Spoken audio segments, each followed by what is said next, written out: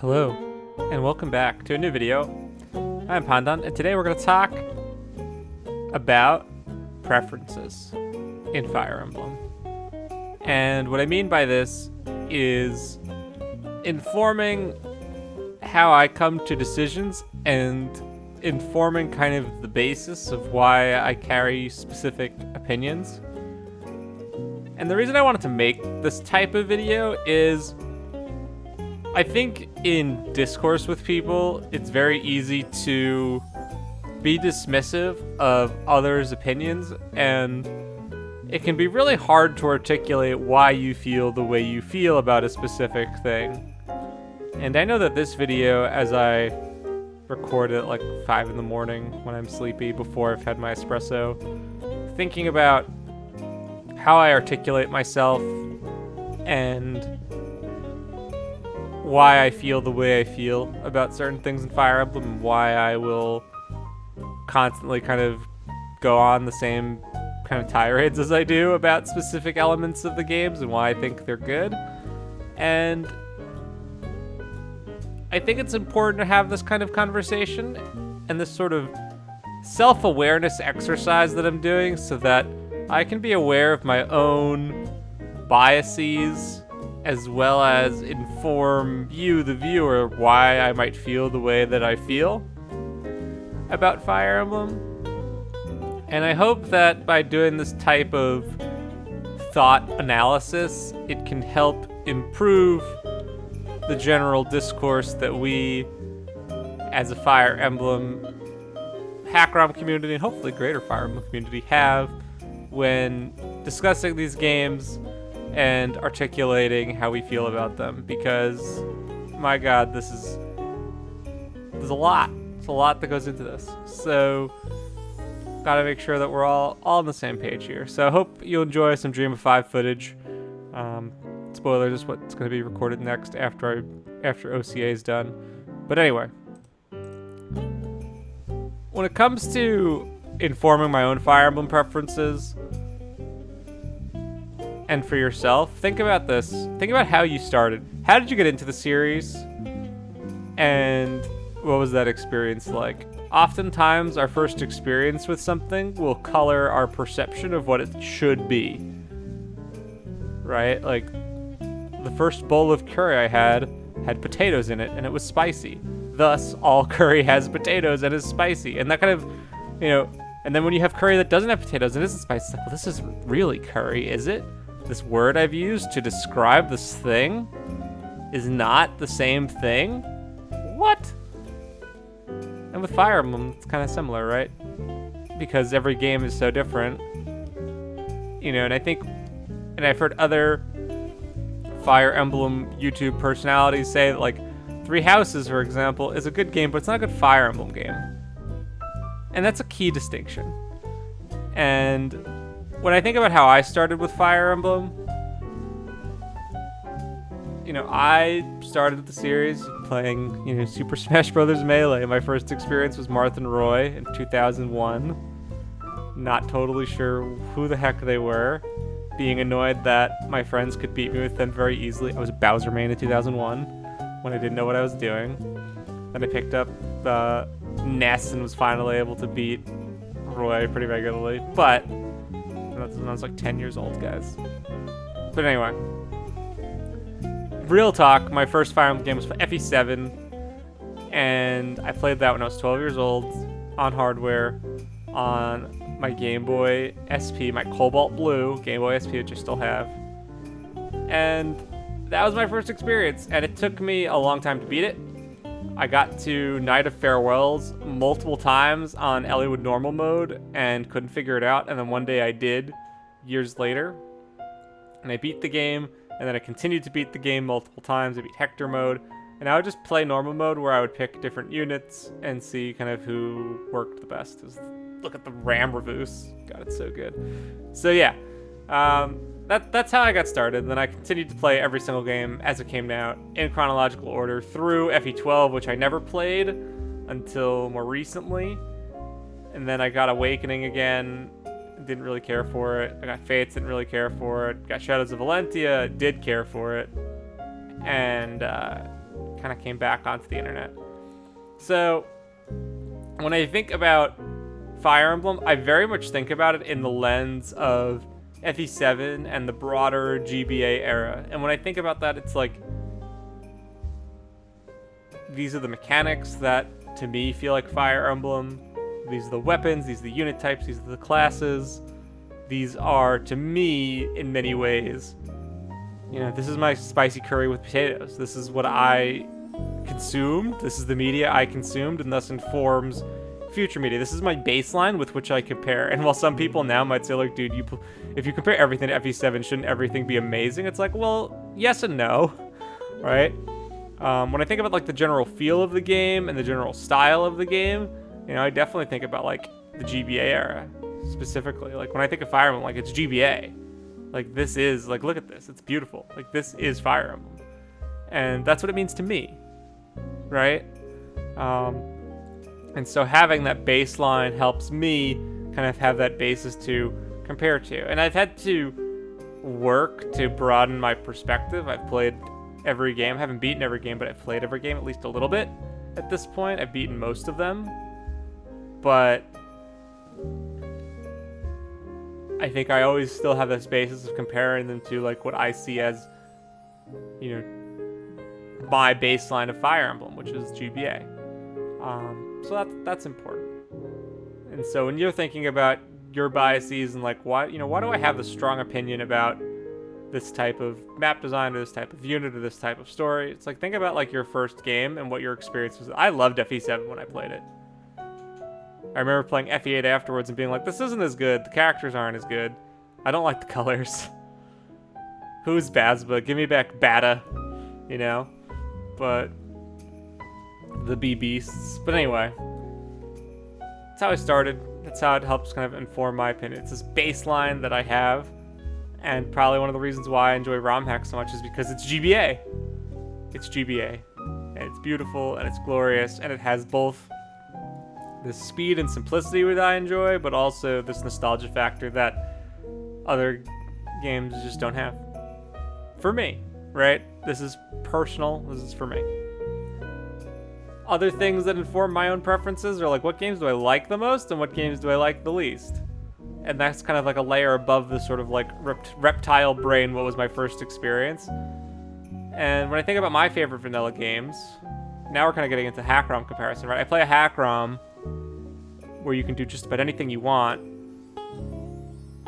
I'm comparing it now to the entire series. And when I think about games that I like to compare things to, and, like, the games that I liked playing the most, Thracia, Fire Emblem 6, Path of Radiance for character writing, Radiant Dawn for certain map design elements and just general creativity, Fire Emblem 11 for its Iron Man capabilities and relative simplicity and big units. Right, like, those are games that come to mind as, like, these are my favorites, and these are elements that I like. And so when I look at a ROM hack, I'm looking through it in these lenses, like, does it remind me of any of these other experiences that I've had, and either mimic them in a way that makes me feel as I feel when I played them, or does it improve upon those experiences, and does it combine these different experiences? For me, like, when I was making Vision Quest, I realized that I ended up subconsciously making the game feel a lot more like FE6 in some ways than I probably thought I was going to. When I was kind of setting out to have FE11 Shadow Dragon style, offense and a big cast and Iron Man focus, while also having a smaller scale narrative like you see in Thracia.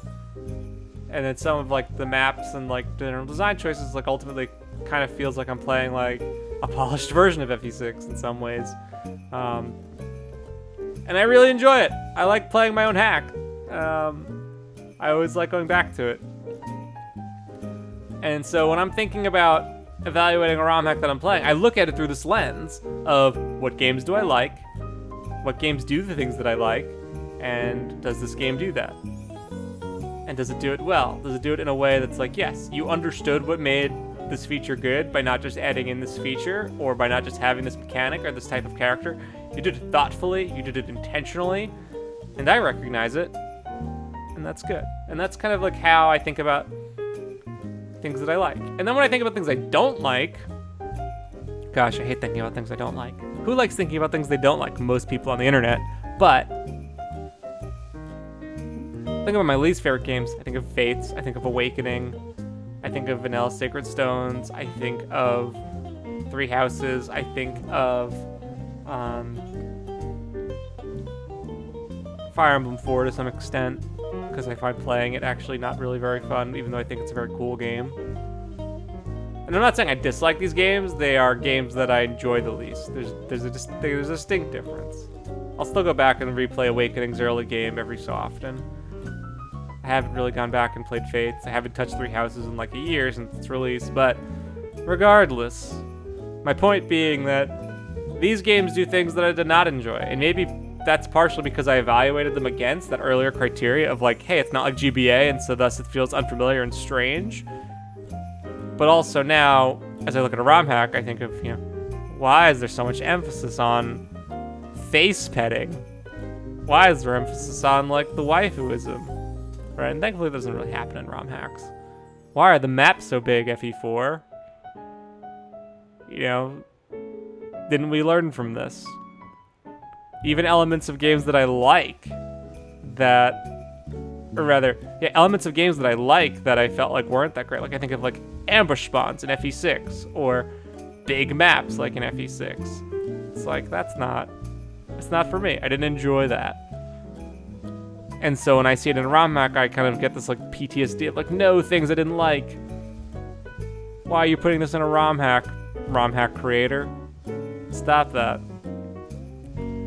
And so that kind of informs certain things, right? It's like, I think 1-2 range short bows, no one likes playing Siegfried mode and dealing with the crit nomads, and you have that bad experience, you're like, screw this sucks. And then you see it again and again and again, and it just makes you mad, and then you become me. Right? And so just keep these things in mind, right? Like the first experience you have will fairly or unfairly color your experience and perception of all things that are similar. And that's true of vanilla games, that's true of ROM hacks. Our first experience with something will often color our expectation and allow us to approach it with, I don't even say allow us, it makes us approach something subconsciously with these types of biases. It's like, oh, you're trying to do the 1-2 range short bow thing. It's like, TLP tried that. Didn't really work out for him. Right? So that's important. Important stuff. Knowing what you like and what you don't like, and how when you have a reaction to something, like when I have a negative reaction or a positive reaction to something in a game, I'm thinking back, why? Immediately I'm analyzing my emotion and my feeling. And it kind of goes back to like, well, my first experience was like this. Or when I played this other game, I had a really good time and it had this feature. And so I feel positively about this feature, or I feel negatively about this feature. And then when I get beyond this sort of like raw emotional response, I think a bit more about like, well, what does this actually mean in the context of the game? Like, is this good in context of the game that I'm playing? Like, I love playable soldiers, but why would I use one when I have great cavaliers and Pegasus Knights? Right? It's like, this is a good, well-designed playable soldier, but like, did you consider the context with which you'd be playing them with? There's like nothing but brigands in this section of the game. The mounted units I have are actually better at combat. Why would I use this infantry lance unit, right? Like, there's this context where it's like, wow, I loved using Nephany and FE9. Playable soldiers are great. And there's this other area where I'm actually playing your ROM hack, and you're not giving me a good reason to want to use this type of character, or the game's difficulty doesn't lend itself to using this type of character, and thus I don't think it's well designed.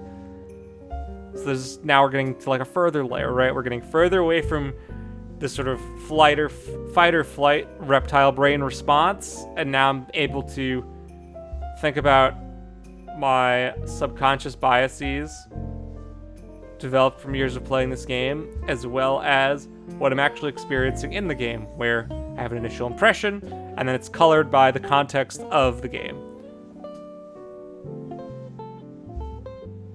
So there's something to say for that.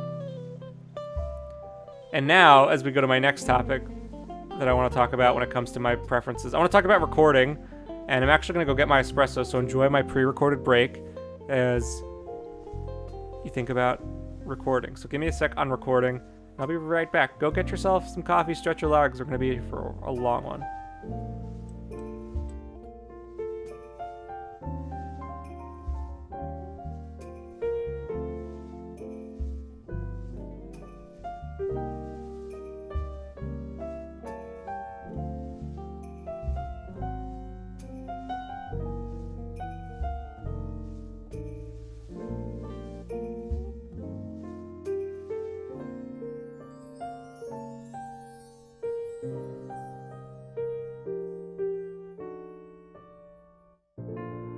So yeah, I hope you've done your homework. And now, recording. So, I know Paranova's gonna come into the video and say a pre-recorded break. What? Guys, gotta keep it real. Recording. So another thing that informs how we feel about games is the context with which I play them. And that's a recording. I so often play Fire Emblem by recording it now and talking over myself playing it, that it helps, that it colors how I feel about games. And some games are great for recording and other games are not great for recording. And so when I think about things I like and what I encourage players to make, I have this lens of, if I'm going to play this game, I'm probably going to play it behind the mic and doing it in some type of series, whether a stream or pre-recorded, breaks and all. And it shapes my perspective. And so like when I think, going back to like big maps suck for recording. They're really draining. A mistake means you have to go all the way back to the beginning. It's less encouraging to do save states and reset and all these kinds of things. I like things that are snappy. I like things that don't take too long. Maybe something that would fit into like a 20 to 40 minute video is the ideal range, right? That's kind of how I'm thinking about it, because that's the context with which I play the game. And so I play the game usually early morning. I'm drinking my espresso, I'm recording, and it colors my experience and how I feel about the game. And it's like some games are really conducive to recording and others aren't. And I think generally games that have, I don't want to say lower difficulty, but generally like less extreme difficulty, right? Like I think FE6 hard mode's kind of like my personal sweet spot, where it's like hard enough for there to be tension and for me to be engaged without it being overly punishing. Like when I played Souls of the Forest, like that game got to a point where it was like hard for me to record because I had to be super locked in to win. And my commentary was super just like stream of consciousness, me thinking through every move, and then at some points just like these long bits of silence, which might not be an ideal viewing experience, but it is real. So there is that. So the context with which I play, I'm mostly playing on an emulator now. And yes, while like a game like Dream of 5 is like, you should save state, I like to pretend I'm playing on hardware, because it encourages me to have better behaviors. It's one of the things I dislike, kind of going back to like those earlier preferences, one of the things I dislike about Three Houses is Divine Pulse, because it makes me a crappier player because there's less consequence for a mistake.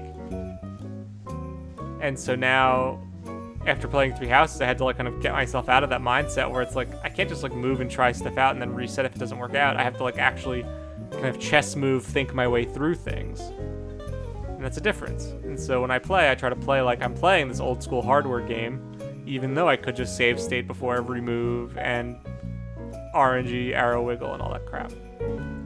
So something to keep in mind.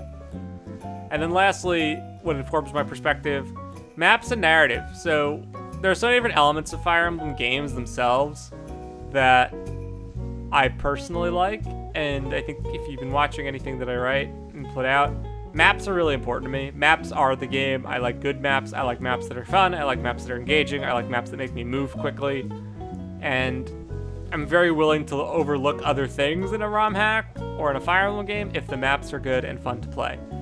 And so when I'm looking at a game, maps are always going to be the first thing I evaluate, because to me, with my perspective and biases, maps are the thing to nail. If you have good maps, everything else will kind of fall into place. If the games are fun, if the I don't know why Saren just paused there. If the game is fun, if the maps are good to play, if it feels fair, if it's a good length, like, I'm going to be very happy.